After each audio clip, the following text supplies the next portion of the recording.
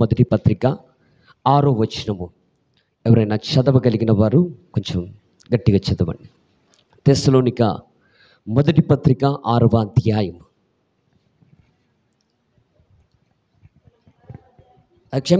క్షమించాలి, మొదటి పత్రిక మొదటి అధ్యాయం 6వ వచనం. క్షమించాలి, మొదటి పత్రిక మొదటి అధ్యాయం 6వ వచనం. పరిశుద్ధాత్మ వలన కలుగు ఆనందముతో గొప్ప ఉపద్రవము వాక్యమును అంగీకరించి మమ్మును ప్రభువును పోలి నడుచుకుని వారైతిరి. దేవుడు ఈ పరిశుద్ధ వాక్యము ద్వారా మనందరితో మాట్లాడునుగాక. ప్రతి ఒక్కరిని దేవుడు దర్శించునుగాక. దేవుడు ఈ వాక్యము ద్వారా ప్రతి ఒక్కరిని కూడా బలపరచునుగాక.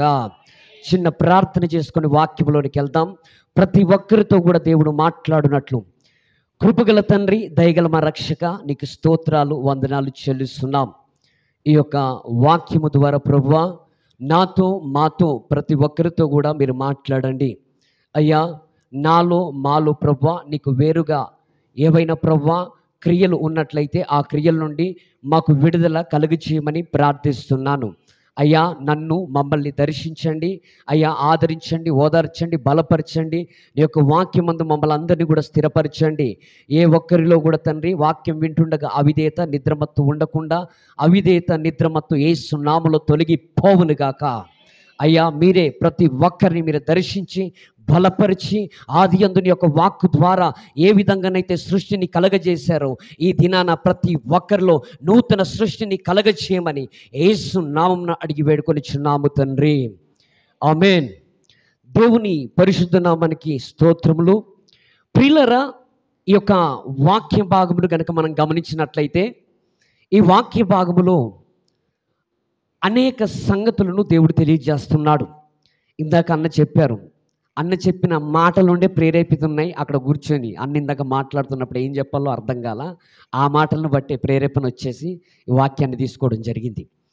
ప్రియులారా, గమనించాలి, ఈ తెస్సలోనిక సంఘానికి అపోస్తులైనటువంటి పౌలు గారు లేఖ రాస్తున్నాడు. లేఖ రాస్తూ అంటున్నాడు, మీరు గొప్ప ఉపద్రవమందు ఏం చేశారు అంటే దేవుని యొక్క వాక్యమును పరిశుద్ధాత్మ వల్ల కలుగు ఆనందముతోటి దేవుని యొక్క వాక్యమును అంగీకరించి ఏం చేస్తున్నారంటే మీరు నన్నును ప్రభువును పోలి అంటే అనేకులకు మాదిరికరమైనటువంటి బ్రతుకుతున్నారని పౌలు గారు ఈ సంఘానికి లేఖ రాస్తాడు. ఈ సంఘము గురించి కనుక చూసినట్లయితే ఈ సంఘము తెస్సలోనిక సంఘము పౌలు గారు పరిచర్య చేయడానికి ఆ ప్రాంతానికి వెళ్ళినప్పుడు ఆ ప్రాంతంలో గొప్ప ఉపద్రవం ఒకటి కలిగింది. ఏంటి ఆ సంఘములో కలిగినటువంటి ఉపద్రవం ఏంటి? ఆ సంఘము ఎదుర్కొన్నటువంటి పరిస్థితులు ఏంటి? ఆ భయంకరమైనటువంటి పరిస్థితుల మధ్యలో ఆ సంఘము అనేకులకు ఏ విధంగా మాదిరిగా నిలిచి ఉందో కొన్ని మాటలు మనం చూస్తాం. అపోస్తుల కార్యములు 17వ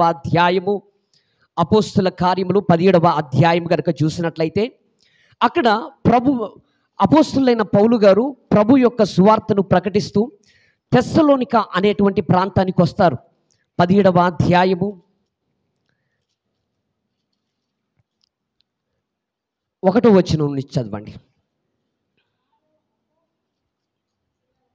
1వ వచనం, వారు అంఫిఫోలి అపోల్లోనియా పట్టణముల మీదుగా వెళ్ళి తెస్సలోనికకు వచ్చిరి.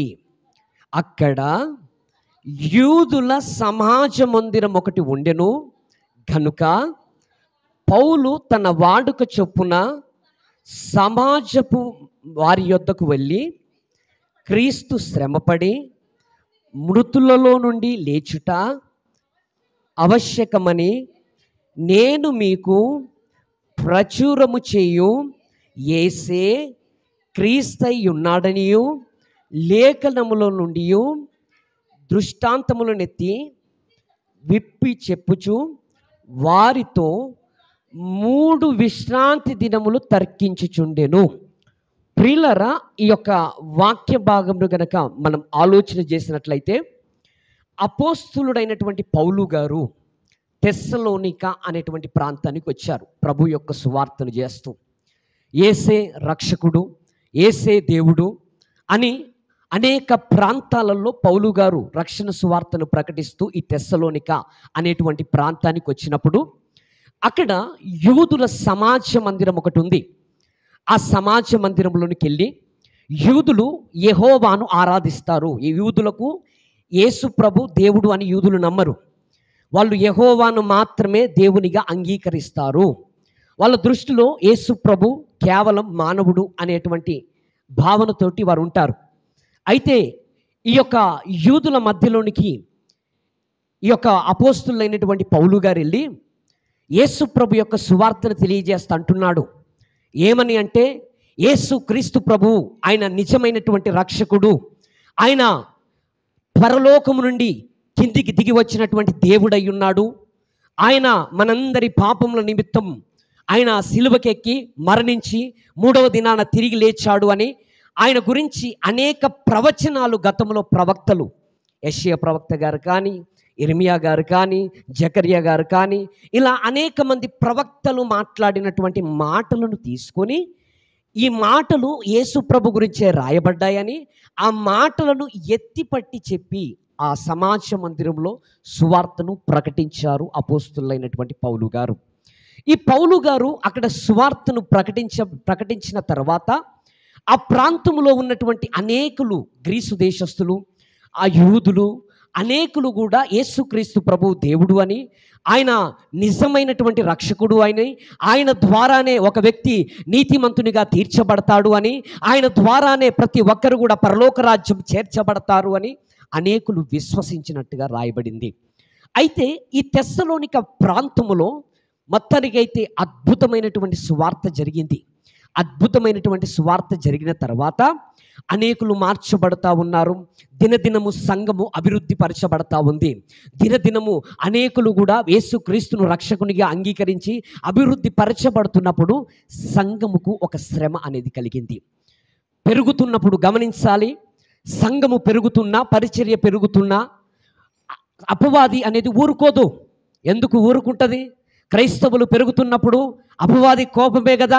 అనేకులు యేసు ప్రభును రక్షకుడిగా నమ్ముతున్నప్పుడు దానికి ఇష్టం ఉంటుందా? ఉండదు. ఆ సందర్భంలో అపవాది కొందరిని ప్రేరేపించింది. వారు ఎవరు అంటే యూదులు, యేసు ప్రభును అంగీకరించని కొందరు యూదులు. యూదులలో కూడా కొందరు యేసు ప్రభును నమ్మారు, కొందరు నమ్మలేదు.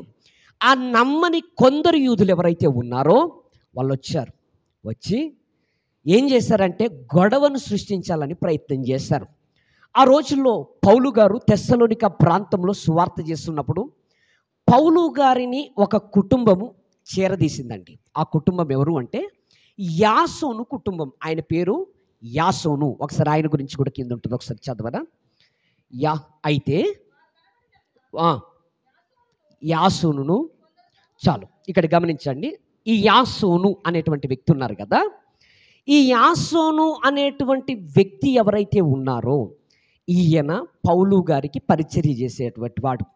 పౌలు గారు తెస్సలోనిక ప్రాంతంలో సువార్త చేసినప్పుడు పౌలు గారికి కానీ, ఆయనతో ఉన్నటువంటి వ్యక్తులకు కానీ వాళ్ళ ఇంట్లో భోజనాన్ని సిద్ధపాటు చేయడం, ఇంకా వాళ్ళు ఎక్కడికన్నా వెళ్తే వారితో పాటు వెళ్ళడము, ఇలా తెస్సలోనికలో సువార్త ప్రచురము కావడంలో యాసోను గారి పాత్ర కూడా ఉంది. అయితే ఈ యాసోను ఇంటి దగ్గర పౌలు గారు ఉంటున్నారని ఈ యూదులకు తెలిసి ఈ యూదులు వచ్చారు. యూదులు వచ్చి అల్లరి చిల్లరి జనాంగం ఉంటుంది కదా, ఊళ్ళో అల్లరి చిల్లరిగా తిరిగే జనాంగాన్ని వెంటబెట్టుకొని ఇక్కడ ఎలా వేరొక దేవుణ్ణి ప్రకటిస్తారు, యెహోవా మాత్రమే దేవుడు, యేసుక్రీస్తు ప్రభు దేవుడు కాదు, ఆయన కేవలం మానవుడు, ఆయన మానవుణ్ణి పట్టుకొచ్చి దేవుడు దేవుడు అని వీళ్ళు ఎలాగో ప్రకటిస్తారని ఆ రోజు యాసోను ఇంటి మీద దొమ్మిగా పడి యాసోను ఇంటి మీద భయంకరమైనటువంటి గొడవను సృష్టించడానికి ప్రయత్నం చేశారు అక్కడ ఉన్నటువంటి యూదులు. ఒకసారి ఆ మాటలు కూడా చదవండి.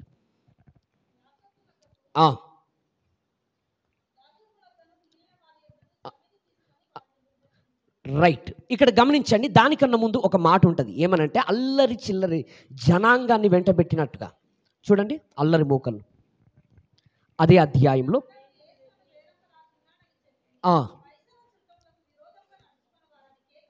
ఆ, ఆ. యూదులు మత్సరపడి ఆ,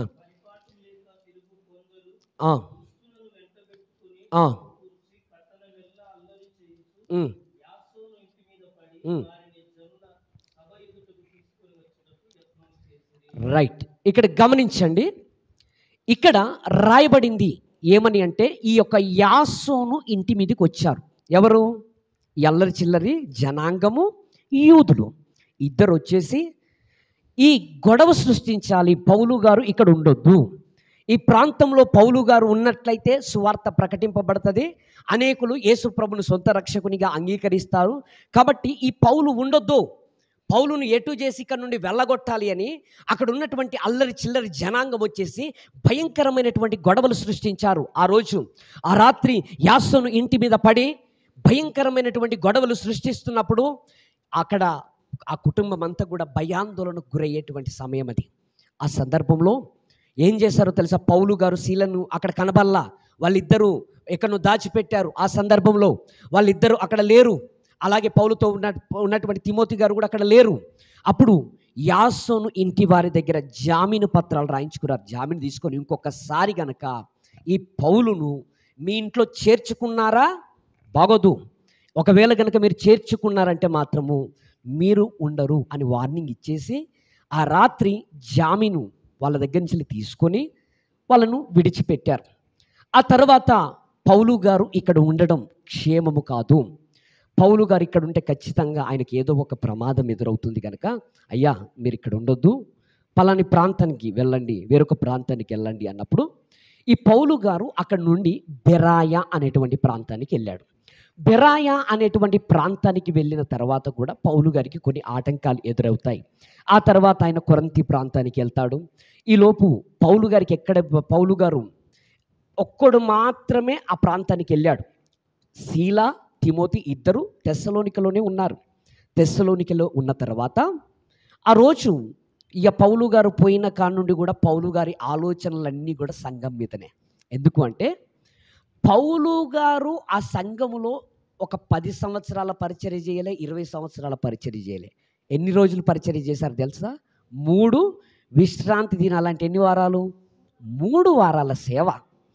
ఈ 3 వారాల సేవ ఆయన అక్కడ చేశాడు. ఈ 3 వారాలు అక్కడ చేసిన తర్వాత పౌలు గారు వెళ్ళిన తర్వాత శీలా తిమోతిని వాళ్ళను కూడా రమ్మన్నాడు. ఈ శీలా తిమోతి వీళ్ళు కూడా వెళ్ళిపోయిన తర్వాత పౌలు గారికి ఒకటే ఆలోచన, సంఘం ఎలాగుంది, అయ్యో ఆ సంఘములో నేను 3 వారాలు కూడా సేవ చేయలేకపోయాను, అక్కడ సంఘములో ఉన్న విశ్వాసులు ఆ భయంకరమైన ఉపద్రవము కలిగింది, అక్కడ ఎవరైనా యేసు ప్రభువును నమ్మితే చంపేస్తాం, యేసు ప్రభువును నమ్మకూడదు అనేటువంటి వార్నింగ్ వచ్చింది. ఒకవేళ వీళ్ళు నిజంగా క్షేమంగా ఉన్నారా, ఆత్మీయంగా వీళ్ళు బాగున్నారా? ఇప్పుడంటే ఫోన్లు ఉన్నాయి, ఆ రోజుల్లో ఫోన్లు ఉన్నాయా? లేవు. ఒకరికి క్షేమం ఒకరికి తెలియదు. ఆ సందర్భంలో పౌలు గారి ఆలోచనలన్నీ కూడా సంఘము మీదనే ఉన్నది. సంఘము మీద ఉన్నప్పుడు పౌలు గారు తిమోతి గారితో అన్నారు, అయ్యా తిమోతి నువ్వు వెళ్ళి ఏం చేయంటే ఆ సంఘములో ఉన్నటువంటి విశ్వాసులు క్షేమంగా ఉన్నారా లేదా, వాళ్ళు బాగున్నారా లేదా, వాళ్ళు ఆత్మీయంగా ఉన్నారా లేదా వెళ్ళి కనుక్కో అయ్యా అన్నప్పుడు తిమోతి గారు వచ్చారు. తెస్సలోనికకు వచ్చి తెస్సలోనిక ప్రాంతములో ఉన్నటువంటి విశ్వాసుల గురించి క్షేమం గురించి కనుక్కొని మళ్ళా పౌలు దగ్గరికి వచ్చాడు. పౌలు గారు అడిగారు, తిమోతి ఆ సంఘంలో ఉన్నటువంటి విశ్వాసులు ఎలా ఉన్నారు అని అన్నప్పుడు ఆ తిమోతి గారు చెప్పారు, అయ్యా సంఘములో మీరు చేసింది 3 వారాల సేవ అయినా సరే వాళ్ళు మాత్రం 3 వారాల విశ్వాసుల్లాగా లేరు, 30 సంవత్సరాల విశ్వాసుల్లాగా ఉన్నారు. ఆమేన్, ఆమేన్. వాళ్ళు ఎలా ఉన్నారో తెలుసా? మీరు చేసింది కొద్ది కాలము పరిచర్య, 3 వారాలే చేశారు, కానీ వాళ్ళు అద్భుతమైనటువంటి ఆత్మీయులుగా ఉన్నారు. ఇంకా చెప్పాలంటే వాళ్ళు ఎలా ఉన్నారు తెలుసా? అకయ ప్రాంతంలో, మాసిదోనియా ప్రాంతంలో, చుట్టుపక్కలున్న అనేక ప్రాంతాలకు వీళ్ళు మాదిరిగా బ్రతుకుతున్నారు అంటారు. ఒకసారి తెస్సలోనిక పత్రిక మొదటి అధ్యాయం 6వ వచనం 7వ వచనం చూడండి. అక్కడ వాళ్ళు అనేకులకు మాదిరిగా ఉన్నారని ఉంటుంది. అక్కయ్యలోను ఏ ప్రాంతాలని రాయబడింది? మాసిదోనియా, అకయ ఈ ప్రాంతాలలో ఇంకా అనేక ప్రాంతాలకు ఎవరు మాదిరిగా ఉన్నారు? ఎవరు మాదిరిగా ఉన్నారు? ఎన్ని వారాల భక్తి? దేవునికి మహిమ కలుగునుగాక. 3 వారాల భక్తి అనేకులను మాదిరికరంగా మార్చింది. మనది 30 సంవత్సరాల భక్తి, 20 సంవత్సరాల భక్తి, 10 సంవత్సరాల భక్తి. మనం ఎంతమందికి మాదిరిగా ఉండాలి? ఇందాక అన్నారు ఏమని? మాదిరిగా బ్రతకాలి. గమనించాలి ప్రియులారా, ఇక్కడ ఉన్నటువంటి ఈ సంఘము ఎలా ఉందంటే, గొప్ప ఉపద్రవము కలిగినప్పుడు ఆ ఉపద్రవంలో నిలబడే పరిస్థితి కాదు. ఆ ఉపద్రవం కలిగినప్పుడు ఆ క్రైస్తవులు అనేటువంటి వారు ఆ రోజులో ప్రార్థన చేస్తే గొడవలు సృష్టించేవారు, ఆరాధనలు చేస్తే గొడవలు సృష్టించేవారు. భయంకరమైనటువంటి పరిస్థితులు ఆ సంఘానికి ఎదురైనప్పుడు ఆ సంఘము భయముతోటి ఆందోళనతోటి ఉండాలి. కానీ ఆ సంఘము భయముతోటి భక్తిని విడిచిపెట్టాలి. కానీ భయం ఉన్నప్పటికీ, శ్రమలు ఉన్నప్పటికీ, ఆటంకాలు ఉన్నప్పటికీ, ఎన్ని కష్టాలు ఎదురైనప్పటికీ కూడా మేము ప్రభువును విడిచిపెట్టము, ఆయనను వెంబడిస్తాము, ఆయనను మాదిరికరంగా కలిగి జీవిస్తాము, అనేకులకు మేము మాదిరిగా ఉంటాము, ఆయన క్రియలను గురించి అనేకులకు ప్రచురం చేస్తాము అని ఆ సంఘము ముందు కొనసాగింది. హల్లెలూయా, హల్లెలూయా. ప్రియులారా గమనించండి, ఈ సంఘము అనేకులకు మాదిరికరంగా నిలవబడింది. అదేవిధంగా ప్రభు నిన్నైనా, నన్నైనా, దైవ సేవకులనైనా మనందరినీ దేవుడు ఎందుకు ఏర్పాటు చేసుకున్నాడు అంటే, అనేకులకు మాదిరికరంగా ఉండడానికి. ప్రభు మనల్ని పిలుచుకున్నాడు అంటే అనేకులకు మీరు మాదిరికరంగా ఉండాలి. ఈ రోజుల్లో క్రైస్తవులు ఎలా ఉన్నారంటే, ఎంతసేపు చర్చికి ఎందుకు వస్తారంటే ఆశీర్వాదాలు, అంతేనా? రైట్, ఆశీర్వాదాలు. ఒక మాట చెప్పనా? చర్చికి వస్తారు, చర్చికి వచ్చి ఆశీర్వదింపబడ్డావు, దేవుని నమ్ముకున్నాక నీ అప్పులన్నీ పోయినాయి, బాగానే ఉంది. అద్భుతంగా ఇల్లు కట్టావు, బాగానే ఉంది. నీ దేవుని నమ్ముకున్న తర్వాత నీ రోగాలు పోయినాయి, బాగానే ఉంది. ఇవన్నీ పోయినంత మాత్రాన పరలోకం పోతామా? బ్రతుకు మార్చబడకుండా పోము. ఒక మాట చెప్తాను, పరిస్థితులు మారినంత మాత్రాన పరలోక రాజ్యం చేరము, బ్రతుకు మార్చబడ్డప్పుడు పరలోక రాజ్యం చేర్చబడతాము. ఆమేన్. గమనించాలి ప్రియులారా, ఈరోజు అద్భుతాలు, స్వస్థతలు అది సేవలో ఒక భాగమే. ఉన్నాయి, అద్భుతాలు ఉన్నాయి, స్వస్థతలు ఉన్నాయి, అన్నీ ఉన్నాయి. కానీ అది పరిచర్యలో ఒక భాగము, అది ఒక భాగం మన యొక్క జీవితంలో. కానీ అదే భక్తి కాదు. అర్థమవుతుందా? ఈ రోజుల్లో చాలామంది చర్చికి ఎందుకు వస్తారంటే స్వస్థతలు, అద్భుతాలు. మరికొందరు వస్తారు, పాస్టర్ గారితో తల మీద చేయి పెట్టించుకొని పోతే బాగుండు. ఈ బ్యాచ్ కూడా ఒక బ్యాచ్ ఉంటుంది, ఇది ఎండింగ్లో వస్తుంది. అయితే గమనించాలి ప్రియులారా, బైబిలు నిజంగా బైబిల్ తెలిసిన వారు, వాక్యం తెలిసిన వారు వీటి కొరకు కాదు రావాల్సింది. నిజంగా క్రైస్తవుడు అనేటువంటి వాడు అద్భుతాలు, స్వస్థతల కొరకు కాదు. నిజమైన అద్భుతము రోగాలు పోవడం కాదు, హృదయానికి ఉన్న రోగం పోవడం నిజమైన అద్భుతం. ఆమేన్. నిజమైన అద్భుతము శరీరం బాగుపడడం కాదు. ఒకవేళ అనారోగ్య సమస్య చేత ఉన్నావా, అనారోగ్య సమస్య నుండి విడుదల పొందడం కాదు. నిజమైనటువంటి స్వస్థత, హృదయానికి సంబంధించినటువంటి స్వస్థత, నిజమైనటువంటి స్వస్థత. ఈ సంఘము నిజమైనటువంటి స్వస్థత పొందుకుంది. ఏ సంఘమో? ఇక్కడ తెస్సలోనిక సంఘము. తెస్సలోనిక సంఘము నిజమైనటువంటి స్వస్థత పొందుకుందంట. అంతేకాకుండా అనేకులకు మాదిరికరమైనటువంటి బ్రతుకుతుంది. బ్రతుకుతున్నప్పుడు ఈ సంఘము గురించి అద్భుతంగా సంతోషంతో లేఖ రాస్తున్నాడు, మీరు అనేకులకు మాదిరిగా ఉన్నారు అని. ప్రియులారా గమనించాలి, ఈ సంఘము ద్వారా మనము నేర్చుకోవాల్సినటువంటి విషయం ఏంటి అంటే, మనము కూడా అనేకులకు మాదిరికరంగా ఉండాలి. దేవుడు నిన్ను పిలుచుకున్నాడు. సంఘం పేరు ఏం పేరు? చర్చి పేరు ఎక్లేసియా. ఎక్లేసియా అంటే అర్థము పిలువబడిన వారు. సంఘము అనే పదం వచ్చింది ఎక్లేసియా అనే పదం నుండి. ఇంకా చెప్పాలంటే సంఘము అనే పదము ఎక్లేసియా అనే పదం నుండి వచ్చింది. ఎక్లేసియా అంటే అర్థము పిలువబడిన వారు. మనమందరము కూడా పిలువబడిన వారం. ఎక్కడి నుండి పిలువబడ్డాము? చీకటిలో నుండి ఆశ్చర్యకరమైన వెలుగులోకి పిలువబడ్డాము. అంధకారం పాపములో నుండి పరిశుద్ధతలోనికి, పరిశుద్ధంగా జీవించడానికి మనం పిలువబడ్డాము. ఇప్పుడు మనము ఒకప్పుడు మునుపు చీకటిని అనుసరించి నడిచాము, చీకటిలో ఉన్నాము. ఇప్పుడైతే మనము వెలుగు సంబంధులము, వెలుగులో జీవించాల్సినటువంటి వారము. ఇంకా చెప్పాలంటే అనేకులకు వెలుగునిచ్చే వారిగా మనం ఉండాలి. ఆమేన్, ఆమేన్. రైట్. ఇప్పుడు గమనించాలి, ఇందాక అన్న ఒక మాట అన్నారు, ఏమనంటే మీరు లోకానికి వెలుగై ఉన్నారు. రైట్. ఇప్పుడు ఎవరు వెలుగు? వెలుగు ఎవరు? మనందరం వెలుగు, అంతేనా? బర్త్డే టైంలో లైట్లను బందిపెట్టి ఏం చేస్తారు? ఒక క్యాండిల్ని వెలిగిస్తారు. వెలిగించిన తర్వాత ఆ క్యాండిల్ను, మిగతా చాలా క్యాండిల్స్ ఉంటాయి, ఈ క్యాండిల్తో ఏం చేస్తారు? తర్వాత అన్నిటినీ వెలిగిస్తారు. ఇప్పుడు ఆ మొదటగా వెలిగింపబడ్డ ఆ క్యాండిల్ నువ్వే. ఇప్పుడు నువ్వేం చేయాలో తెలుసా? అనేకులను వెలిగించాలి. ఆమేన్. అనేకులను వెలిగించేటువంటి వ్యక్తిగా ఉండాలి. నీ కుటుంబంలో నీవు మాత్రమే ఎందుకు పిలువబడ్డావు అంటే, ఎంతోమందికి లేనటువంటి రక్షణ. ఎన్నో కుటుంబాలలో ఇంత మాత్రం కూడా రక్షణ లేదు. ఎంతోమంది కుటుంబాలలో ఇష్టానుసారమైనటువంటి బ్రతుకుతూ, ఇష్టానుసారమైనటువంటి జీవితము జీవిస్తూ, కుటుంబాల్లో శాంతి, సమాధానం, సంతోషం లేకుండా ఎన్నో కుటుంబాలు చిన్న భిన్నమని అయ్యాయి. అయితే ఎవ్వరికి లేనటువంటి రక్షణ భాగ్యాన్ని మనకు మాత్రమే దేవుడు ఎందుకు అనుగ్రహించాడు అంటే, నిన్ను మాత్రమే దేవుడు ఎందుకు వెలిగించాడంటే, నీ ద్వారా నీ కుటుంబం వెలిగించబడాలి, నీ ద్వారా నీ భర్త వెలిగించబడాలి, నీ ద్వారా నీ తల్లిదండ్రులు వెలిగించబడాలి, నీ ద్వారా నీ అన్నదమ్ములు, నీ సహోదరులు, నీ బంధువులు, నీ ఊరే నీ ద్వారా వెలిగించబడాలి. ఆమేన్. ఇది క్రైస్తవుని యొక్క మాదిరి. ఈరోజు దేవుడు మనందరినీ కూడా వెలిగించాడు. వెలిగించిన తర్వాత మనమందరం ఏం చేయాలి అంటే, అనేకులకు మాదిరికరమైనటువంటి బ్రతుకు బ్రతకాలి. ఇంకా చెప్పాలి అంటే ప్రియులారా, అనేకులకు మాదిరికరమైన బ్రతుకు బ్రతకడమే కాకుండా, వెలుగు అంటే ఇప్పుడు కొవ్వొత్తి ఉంటుంది. కొవ్వొత్తి వెలిగించేటప్పుడు ఏం చేస్తుంది? కరుగుద్ది, అంతేనా? కరగటంతో పాటు ఏమవుతుందంటే, కరుగుతున్నప్పుడు అది వెలుగుతుంది.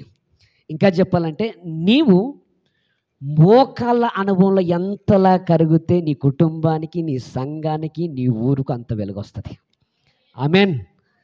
గమనించాలి ప్రియులారా, క్రైస్తవుడు ఇప్పుడు అలాంటి ప్రార్థన అనుభవం కలిగి ఈ వర్ధన్నపేట సంఘాలన్నిటికీ సంఘం మాదిరికరంగా ఉండును గాక. ఎన్నో సంఘాలల్లో ప్రార్థన జీవితం లేదు, ఎన్నో సంఘాలల్లో సరైన ఆరాధన లేదు. ఇక్కడ ఆరాధన మాత్రం అద్భుతంగా జరుగుతుంది. నాకైతే బాగా నచ్చింది, పాటలు మాత్రం. ఎందుకంటే కొందరు సంఘాలలో గాయకులు ఉంటారు, నేను కూడా గాయకుడినే, కాకపోతే నాది చెవులకు గాయాలైతే నేను పాడితే. హల్లెలూయా. నేను కూడా గాయకుడినే, కానీ నాయి చెవులకు అంటే నేను పాడితే వాళ్ళ చెవులకు ఖచ్చితంగా గాయాలు అయిపోతాయి. అయితే గమనించాలి, ఇక్కడ ఆరాధన మాత్రం అద్భుతంగా జరిగింది. నాకు భలే అనిపించింది. ఇంకా అరుణక్క ఏదో పాటకు భలే దీర్ఘం తీర్చింది. ఏ పాట అన్నా ఏదో మర్చిపోయి కాదు, అబ్బా భలే పాడుతున్నారా నాయన అనుకున్న సంఘంలో. కొన్ని సంఘాలలో ఇలా ఉండే పాటలు. నిజం చెప్పాలంటే 10 సంవత్సరాల నుండి దేవుని నమ్ముకున్నప్పటికి, నేను గతంలో ఒక సంఘంలో సేవ చేస్తున్నప్పుడు ఇక్కడ చెప్పాను అనుకుంటా, ఒక అమ్మ చర్చికి వచ్చింది, 20 సంవత్సరాలు దేవుని నమ్ముకున్నది. చర్చికి వచ్చి అమ్మ పాడబాడండి అంటే పాడుతుంది. నీవు చేసిన ఉపకారములకు, ఈ పాటను ఏమని పాడుతుంది? నీవు చేసిన ఉపకారములకు నేనేమి ఉపకారాన్ని, దేవునికి మహిమ కలుగును గాక. ఉపకారాన్ని ఉప్పుకారం చేసి పడేస్తున్నారు. నేను కూడా కొత్తలో దేవుని నమ్ముకున్న కొత్తలో నాకు కూడా పాడరాక అపరాధిని యేసయ్య అన్నది కదా, ప్రకాశాల్లో చర్చిలోనే అనుకుంటా. నేను అప్పుడే దేవుని నమ్ముకున్నాను, నాకు ఈ పాటలు రావు. నేను అపరాధిని యేసయ్య అని పాడ బదులు అపవాదిని యేసయ్య అన్న. అందరు అరే ఏంటిరా, అపరాధిని బదులు రైట్. అంటే కొత్తలో ఇది వేరు, కానీ మనం దినదినము ఆత్మీయతలో ఎదుగుతున్న కొలది, ప్రార్థనకు వస్తున్న కొలది మనం ఎలా ఉండాలో తెలుసా? అన్ని విషయాలలో అనేకులకు మాదిరిగా ఉండాలి. అది ప్రభు మన దగ్గర నుంచి కోరుకుంటున్నాడు. ప్రియులారా గమనించాలి, మొదటి శతాబ్ద కాలంలో ఉన్నటువంటి సంఘము ఎలా ఉండేదో తెలుసా? అనేకులకు మాదిరికరంగా ఉండేది. ఆ రోజుల్లో నీరో అనేటువంటి ఒక చక్రవర్తి ఉండేవాడు. ఈ నీరో చక్రవర్తి బహు దుర్మార్గుడు. రోమా చక్రవర్తి ఎంత దుర్మార్గుడు అంటే, ఎవడైనా క్రైస్తవుడు ఉన్నాడు అంటే, ఎవడైనా ప్రభు అయినటువంటి యేసుక్రీస్తును నమ్ముకున్నాడంటే వాడిని ఎలా చంపేవాడు తెలుసా? వాడిని తీసుకొని వచ్చి వాళ్ళను భయంకరంగా కొట్టేవారు, భయంకరంగా బాధించేవారు. కొట్టిన తర్వాత అక్కడితో ఊరుకోరు. వాళ్ళ శరీరం మీద ఉన్నటువంటి చర్మాలు తల నుండి మొదలు పెడితే పాదాల వరకు వలిచి వలిచి వలిచి చర్మం అనేది వారి శరీరం మీద లేకుండా చేసేవారు. ఆ తర్వాత అక్కడితో ఊరుకోకుండా వారిని తీసుకెళ్ళి ఒక రూమ్లో తోలి 10-20 కుక్కలను, ఆకలితో ఉన్నటువంటి కుక్కలను వారి మీదికి పంపేవారు. పంపిన తర్వాత ఆకలితో ఉన్నటువంటి కుక్కలు మాంసపు రక్తపు వాసన తాకినప్పుడు ఊరుకుంటాయా? ఊరుకోవు. అవి ఆ వ్యక్తులను భయంకరంగా పీక్కొని తినేటివి. అంత భయంకరంగా చంపించేవాడు నీరో చక్రవర్తి. ఆ రోజుల్లో సంఘము ఇలాంటి భయంకరమైనటువంటి శ్రమలను ఎదుర్కొంది. ఇలాంటి భయంకరమైనటువంటి ఉపద్రవాలు సంఘానికి కలిగాయి. అయితే ఆ సంఘము ఎన్ని శ్రమలు వచ్చినా, ఎన్ని కష్టాలు వచ్చినా, ఎన్ని ఇరుకులు వచ్చినా, ఇబ్బందులు వచ్చినా, ప్రతి విధమైన పరిస్థితుల మధ్యలో కూడా అనేకులకు మాదిరికరంగా జీవించింది మొదటి శతాబ్ద కాలంలో ఉన్నటువంటి సంఘము. కానీ ఈ రోజుల్లో ఉన్నటువంటి సంఘాలు చిన్న శ్రమకు, చిన్న కష్టానికి 20 సంవత్సరాల భక్తి సైతం కూడా, 20 సంవత్సరాల దేవుణ్ణి నమ్ముకున్నప్పటికీ భక్తులు కూడా ఏమంటారో తెలుసా? ఈ దేవుని నమ్ముకుంటే ఏం చేశాడు? ఈ దేవుని నమ్ముకుంటే మా బ్రతుకులు మార్చబడట్లా, ఈ దేవుని వల్ల ఏం ప్రయోజనం ఉంది అని మాట్లాడే వాళ్ళు సంఘంలో లేరా? ఉన్నారు. గమనించాలి. ప్రభువుని నమ్ముకుంటే నీ పరిస్థితులు నువ్వు ప్రభువుని నమ్ముకోవాల్సింది నీ పరిస్థితులు మార్చబడతాయని కాదు. ప్రభువుని నమ్ముకోవాల్సింది నీ అప్పుల సమస్యలు పోతాయని కాదు. ప్రభువును నమ్ముకోవాల్సింది ఏదో అనారోగ్య సమస్యల నుండి విడుదల పొందుతామని కాదు. ప్రభువును నమ్ముకోవాల్సింది ఎందుకో తెలుసా? ప్రభువును నమ్ముకుంటే నా హృదయం మార్చబడుతుంది, నా బ్రతుకు మార్చబడుతుంది, నేను ఆయన రాజ్యంలో ఆయనతో పాటు నివాసము చేస్తాను అన్న ఉద్దేశంతో ప్రభువును నమ్ముకోవాలి తప్ప ఈ లోక సంబంధమైన వాటిని ఆశించి ప్రభువును నమ్ముకోకూడదు. హల్లెలూయా, హల్లెలూయా. క్రైస్తవుని యొక్క మాదిరి ఏంటో తెలుసా? మిగతా సంఘాలు, మిగతా వాళ్ళు ఏ రకంగా బ్రతికినా, ఏ విధంగా జీవించినా నీవంటూ ఒక మాదిరిని వారికి కనపరచాలి. వారిలాగా లోక సంబంధమైన వాటి కొరకు మనం ప్రాకులాడకూడదు. వారిలాగా లోక డబ్బు కొరకు, ఆస్తుల కొరకు, అంతస్తుల కొరకు మనం ప్రాకులాడకూడదు. మనం దేని కొరకు? దేవుని నమ్ముకోవాలంటే పరలోక రాజ్యము కొరకే మనం నమ్ముకోవాలి. ఆ రోజుల్లో ఉన్నటువంటి సంఘము ఏ విధంగా ఉందంటే, తెస్సలోనిక సంఘము కానీ మొదటి శతాబ్ద కాలంలో ఉన్న చాలా సంఘాలు కూడా అనేకులకు మాదిరిగా ఉన్నాయి. ప్రతి ఒక్కరిని కూడా పరలోక రాజ్యం చేర్చడం కొరకు ఆ సంఘాలు ప్రయాసపడుతున్నాయి. చాలామంది అనుకుంటారు, పాస్టర్ గారికి ప్రయాసం మనకు అవసరం లేదు, పాస్టర్ గారే సువార్త చేసుకుంటారు, మనకి ఎందుకు లేండి అని సంఘం పట్ల బాధ్యత లేనటువంటి క్రైస్తవులు ఉంటారు. గమనించాలి. పాస్టర్ గారే కాదు సువార్త చేయాల్సింది, పాస్టర్ గారే కాదు దేవుని పరిచర్యలో పాల్గొనాల్సింది, సంఘము కూడా దేవుని పరిచర్యలో పాల్గొనాలి. సంఘము కూడా దేవుని యొక్క సువార్తను ప్రకటించాలి. ఇంకా చెప్పాలంటే మొదటి శతాబ్ద కాలంలో అపోస్తల కార్యములు 8వ అధ్యాయము అక్కడ 2, 3, 4 ఆ వచనాలు కనుక చూసినట్లయితే, అక్కడ అపోస్తలులైన పౌలు గారు సౌలుగా ఉన్నప్పుడు సంఘాన్ని చెదరగొడుతున్నారు. చెదరగొట్టి ఇష్టానుసారంగా సంఘం విషయంలో ప్రవర్తిస్తున్నప్పుడు సంఘం అంట చెదిరిపోయి ఏం చేస్తుంది? చెదిరిపోయిన వారు ఏం చేశారు? సువార్త వాక్యమును ప్రకటించుచు. ఎవరు ప్రకటించారు? చెదిరిపోయిన సంఘము. సంఘము సువార్త ప్రకటిస్తుందా లేదా? ప్రకటిస్తుంది. సంఘము సువార్త ప్రకటించింది. మీరు ఎలా ఉండాలో తెలుసా? మిగతా సంఘాల వలె కాదు, మీరు సువార్త ప్రకటించే విశ్వాసులుగా మార్చబడుదురుగాక. ఆమేన్. ఇంకా చెప్పాలి, మీరు గురించి చాలా విన్నాను, కానీ నేను అంటాను ఇక్కడ చెప్తే బాగోదు. అంటే కొందరు ఏమంటారంటే డబ్బా కొడుతున్నారు అనుకుంటారు, కానీ నిజం చెప్పాలంటే విన్నాను, మంచి ఆత్మీయంగా ఎదుగుతున్నారని నేను నమ్ముతున్నాను. అయితే మీరు ఇక్కడితో ఆగకుండా ఈ సంఘములో నుండే సేవకులు లేచుదురుగాక, ఈ సంఘములో నుండే బ్రాంచి సంఘాలు వచ్చునుగాక. ఇక్కడ నుండే సువార్థికులు లేపబడుదురుగాక. ఇక్కడ నుండే ప్రవక్తలు లేపబడుదురుగాక. ఇక్కడ నుండి ప్రభు పరిచర్య అనేక ప్రాంతాలకు విస్తరించి మహిమకరమైన పరిచర్య జరిగించుదురుగాక. అలాంటి మాదిరి ఈ సంఘము ద్వారా అనేకులకు కనపరచబడునుగాక. హల్లెలూయా, హల్లెలూయా. గమనించాలి, ఇక్కడ ఈ సంఘము అనేకులకు మాదిరిగా ఉన్నది. బైబిల్ గ్రంథంలో ఇంకొక సంఘం ఉందండి. ఏ సంఘము అంటే స్ముర్ణ అనేటువంటి సంఘము. ప్రకటన గ్రంథంలో స్ముర్ణ అనేటువంటి సంఘము గురించి రాయబడింది. ఆ సంఘము గురించి కనుక చూసినట్లయితే ప్రకటన గ్రంథంలో ఆసియా రాష్ట్రములో 7 సంఘాలు ఉంటాయి. ఆసియా ఖండం కాదు, గమనించాలి. ఆసియా రాష్ట్రం, దీన్ని మైనర్ ఆసియా అంటారు.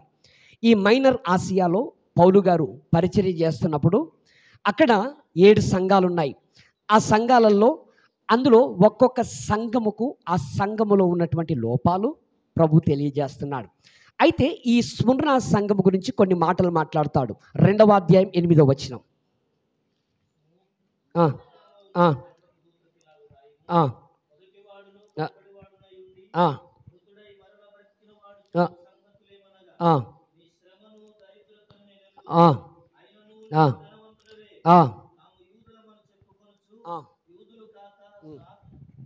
సాతాను సమాజపు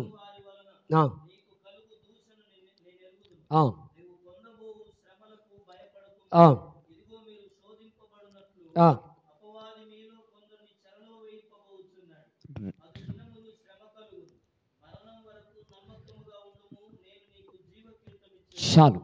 రెండవదిగా మీరు మాదిరిగా, మొదటగా సంఘము అనేకులకు అన్ని విషయాలలో మాదిరిగా ఉంది.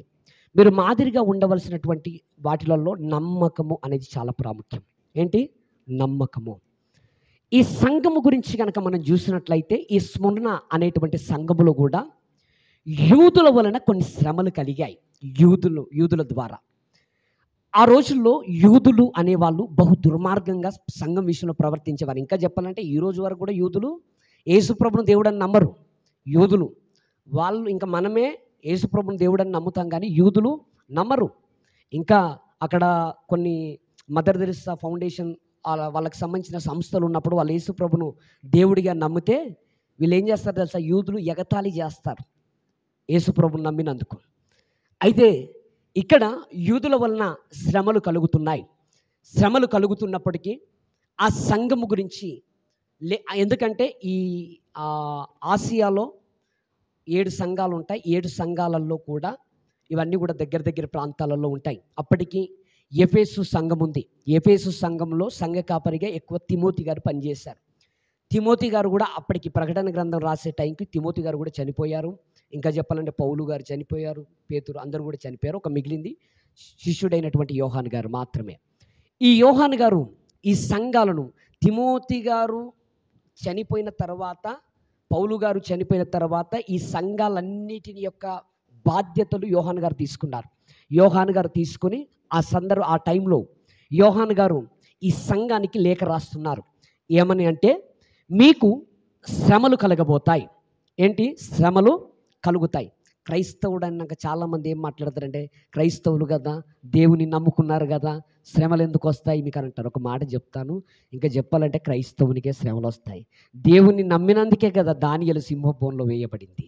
దేవుణ్ణి నమ్మినందుకే కదా శద్రక్ మేషక్ అబేద్నెగోలు అగ్నిగుండంలో వేయబడింది.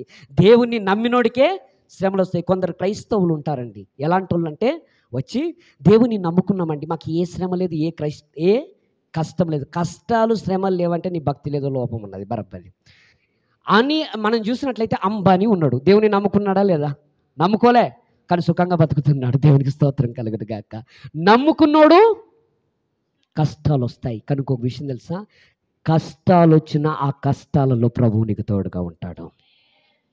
అగ్నిగుండం నీ చుట్టూ ఉన్నప్పటికీ అగ్నిగుండంలో నీతో పాటు నీ ప్రభువు ఉంటాడు. గమనించాలి. ఈ సంఘము గురించి కూడా అంటున్నాడు, నీకు 10 దినాలు కలుగుతాయి శ్రమ, కొద్ది కాలం శ్రమ కలుగుద్ది. అయితే ఈ శ్రమలలో నువ్వు ఎలా ఉండాలి అంటే నమ్మకంగా ఉండాలి. ఇది అనేకులకు కనపరిచేటువంటి మాదిరి. నమ్మకము.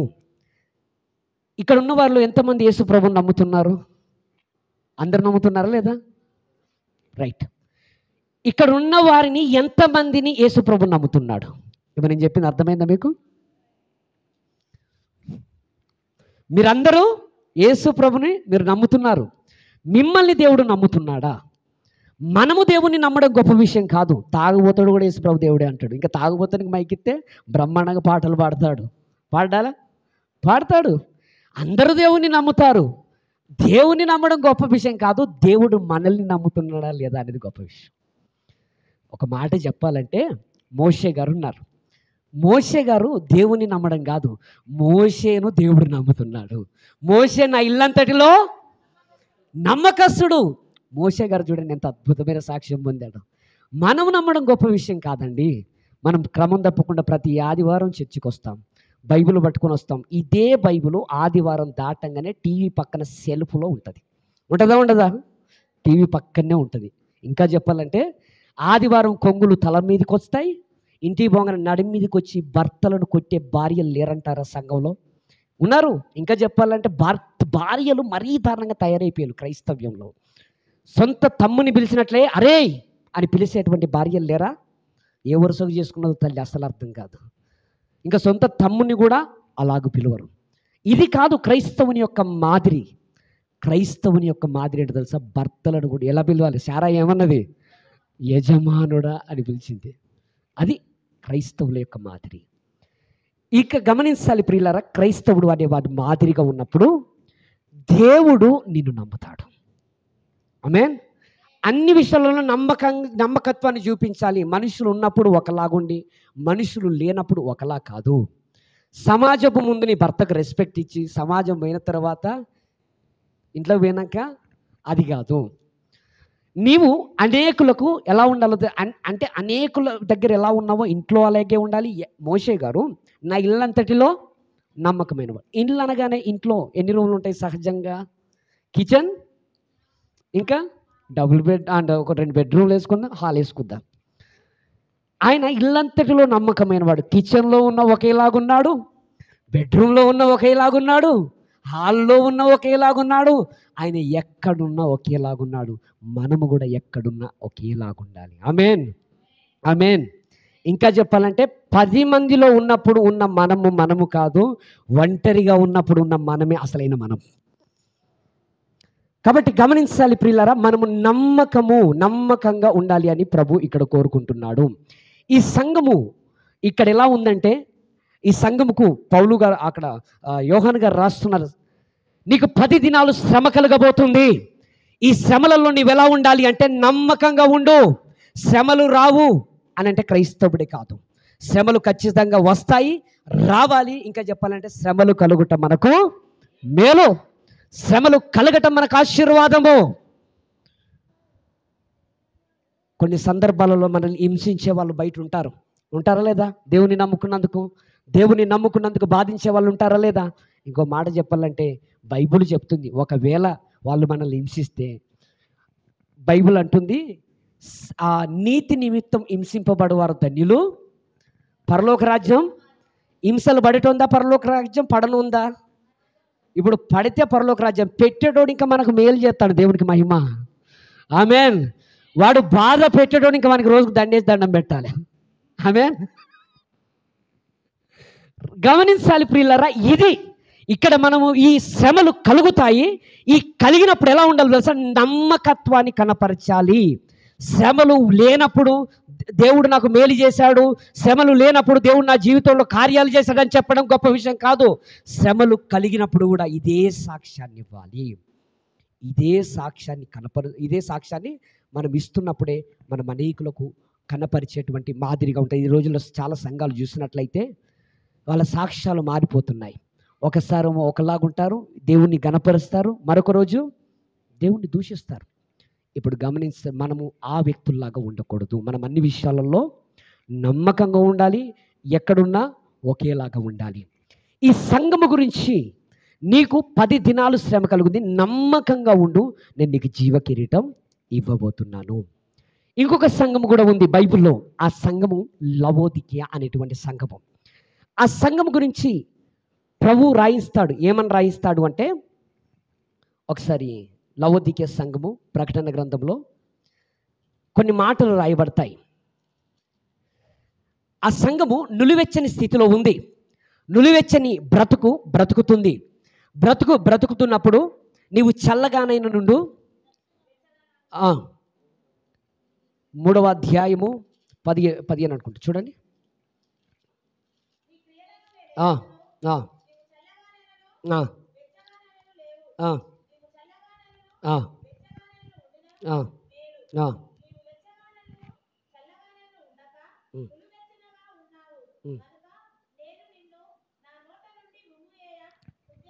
చాలు. ఈ సంఘము ఒకప్పుడు అద్భుతమైనటువంటి పరిచర్య జరిగినటువంటి సంఘము. ఈ సంఘము గురించి కనుక చూసినట్లయితే, ఈ సంఘానికి లవోదికియా అనేటువంటి ప్రాంతానికి దగ్గరలో ఉన్న ప్రాంతము ఇహారఫోలి. ఈ ప్రాంతములో ప్రధానంగా ఈ వేడి నీళ్లు ఇచ్చే కొండలు ఉంటాయి. ఆ కొండల నుండి వేడి నీళ్లు ప్రవహిస్తాయి. ఆ వేడి నీళ్లు ప్రవహిస్తూ లవోదికియా అనేటువంటి ప్రాంతానికి వచ్చేసరికి ఈ కొన్ని చల్లటి నీళ్ళతో కలిసి ఈ నీళ్లు నిలువెచ్చని స్థితిలోకి మార్చబడతాయి. ప్రభువు ఏది చెప్పినా ఎలా చెప్పేవాడంటే, వాళ్ళకి అర్థమయ్యే రీతిగా అక్కడున్న పరిస్థితులను వాడుకునే ప్రభు తెలియజేసేవాడు. అయితే ఈ సంఘానికి కూడా, ఈ సంఘము ఒకప్పుడు ప్రార్థనలో అద్భుతంగా ఉన్నటువంటి సంఘము, మొదటగా ఆత్మీయంగా ఉన్నటువంటి సంఘము, మొదటగా ప్రభువుని బహుగా ప్రేమించినటువంటి సంఘము, దేవుణ్ణి నమ్మిన కొత్తలో గంటల తరబడి ప్రార్థించినటువంటి సంఘము. రాను రాను రాజగుర్రం గాడిదైనట్టు ఈ భక్తులు కాస్త ఏమైపోయారంటే, వాళ్ళ భక్తి జీవితము డౌన్ అయిపోయింది. మొదట్లో చూడండి, సంఘాలలో అద్భుతంగా ప్రార్థనలు చేస్తారు. ఏమని? కొత్తలో గంటల తరబడి ప్రార్థన చేస్తారు. ఇంకే గంటల తరబడి ఉపవాసాలు. ఇంకా చెప్పాలంటే ఒకటే రోజులో బైబిల్ కంప్లీట్ చేయాలన్నట్టుగా ప్రయత్నం చేస్తారు. అంతలా చదువుతారు. తర్వాత ఆ ఒక్కరోజే తర్వాత ఏమైపోద్ది తెలుసా? భక్తి మొత్తం డల్ అయిపోద్ది.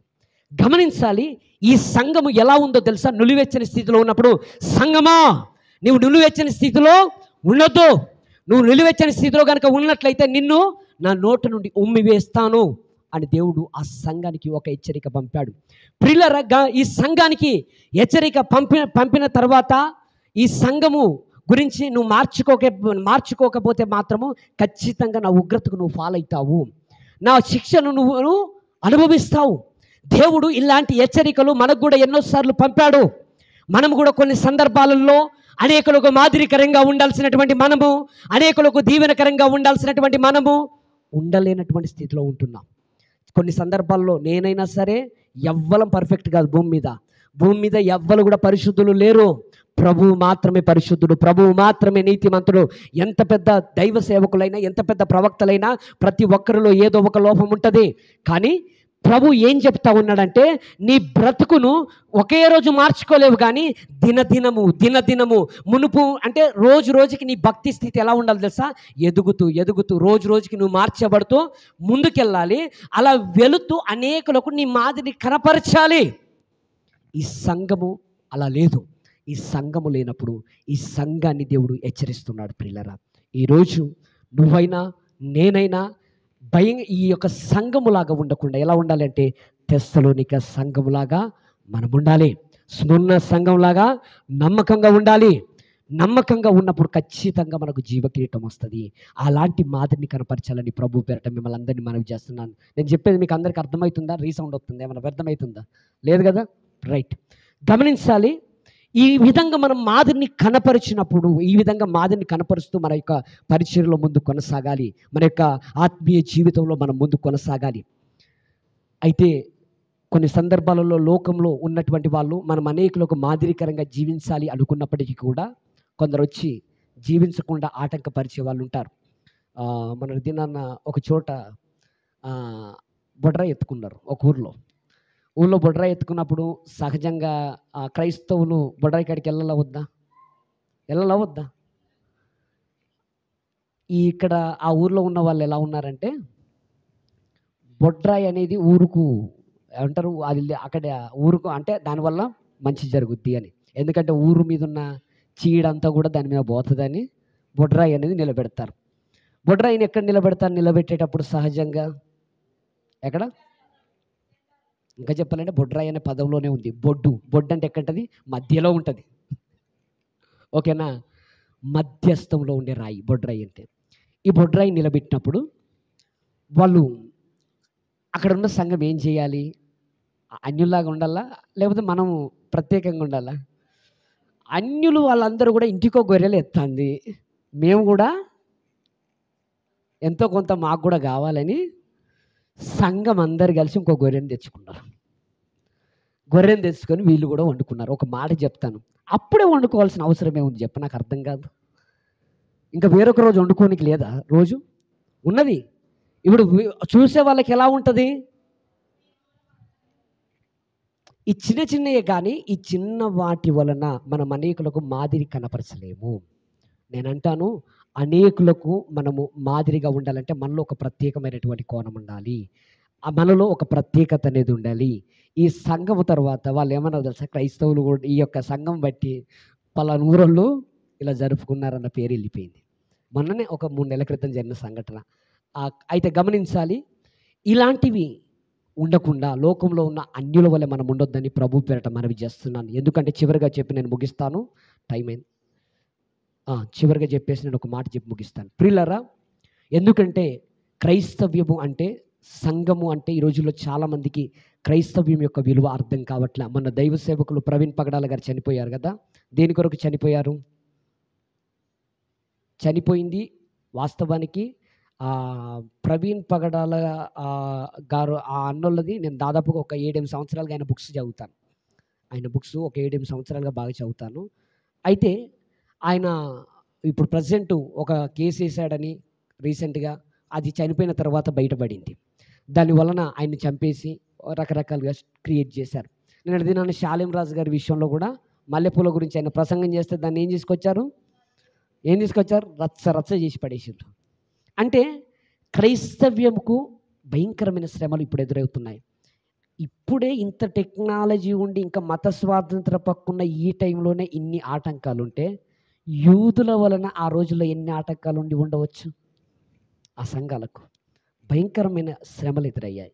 భయంకరమైన పరిస్థితులు ఎదురైనా కూడా ఆ సంఘము ఏ రోజు కూడా దేవుని విడిచిపెట్టలా, ఏ రోజు కూడా ప్రభుని విడిచిపెట్టలా. చుట్టూ భయంకరమైన పరిస్థితులు ఏలుబడి చేస్తున్నా ప్రభును ఆనుకొని జీవించి అనేకులకు ఒక మాదిరిని వీళ్ళు కనపరిచారు. ఆ రోజుల్లో ఇప్పుడు శిష్యుడైన బర్తిలోమై గారు ఉన్నారు, అపోస్తులైన శిష్యుడైన బర్తిలోమై. ఆయనను తీసుకెళ్ళి సువార్త చేస్తున్నందుకు చెట్లకు కట్టేసి చర్మాన్ని వలిచి చంపారండి. ఆయన చెప్పే మాటలకు కొందరు నొచ్చుకున్నారు. సంఘాలలో ఉన్న విశ్వాసులు కూడా ఈ రోజుల్లో పాస్టర్లు చెప్తుంటే ఏం చేస్తారు? పాస్టర్ గారు మొత్తము నా గురించే చెప్పిండు ఈరోజు వాక్యం అంటారా లేదా? ఒక మాట చెప్తాను, చర్చికి నేనైతే ఖచ్చితంగా నీ గురించే చెప్పానంటాను. చర్చికి వాక్యం ఇవ్వల కొరకు మరి మాట్లాడినప్పుడు సంతోషించాలి, కానీ దేవుడు మాట్లాడినప్పుడు మళ్ళీ నా కొరకే చెప్పిండని ఇసుకోవడం ఏంటి? ఇలా సంఘాలలో ఇవి ఉన్నాయి. ఇది మాదిరి కాదు.